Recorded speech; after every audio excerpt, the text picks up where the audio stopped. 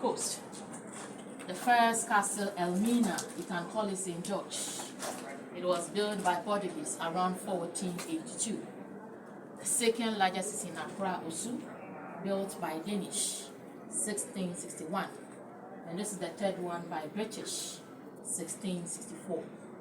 Age-wise, Cape Coast Castle, it is now 358 years. But this structure was built in stages. Portuguese were the first Europeans to arrive on the coast. They named the country Gold Coast because of abundance of gold. Initially, Elmina Castle was built for mining. They were there, but they were defeated by the Dutch, where they came here to start a trading lodge. They named the lodge Cabo Corso by the language, which means short cape. They abandoned the lodge they left. Swedish came. They also built a small fortified fort.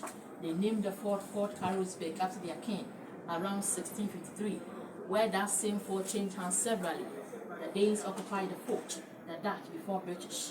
The castle as it stands now, addition, demolition, it was built over a period of 300 years. For materials used, some were made locally, others were imported. Talk of bent bricks, marble stones, oyster shells, lime powder, Kent Frank wood. And for the oyster shells, they are just from here. They used cheap African labor for its construction. Portuguese built Elmina Castle for mining, and this one built purposely for transatlantic slave trade. So the discussion this morning will be based on that.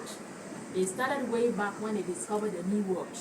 They were then looking for people to work in there, where Africans were seen as strong people. There were so many ways that they were getting the Africans. Some of them were captured through the tribal conflict. Others were seen as wrongdoers. Some were debtors, and many of them didn't commit any crime. From present-day Togo, Nigeria, Benin, Ghana, all the West African countries, they walk to Asena Manso. It's a village in the central region.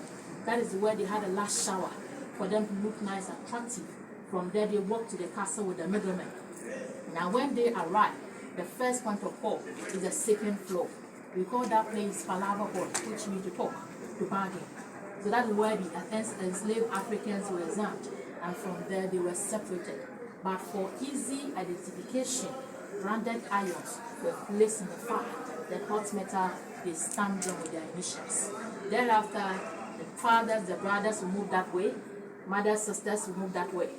The stubborn ones, that's how they call them. Those fighting for their right, those who were seen as troublesome people, were held here. So this castle was officially opened to public way back in 1974. This is now the World Heritage Site according to UNESCO. So once again, welcome. But as you are looking at the structure, it's very nice with a very sad story. This morning, we are going through all, and we pledge to make sure that none of us are going to repeat past mistakes. So join me, watch your head, let's enter the circle.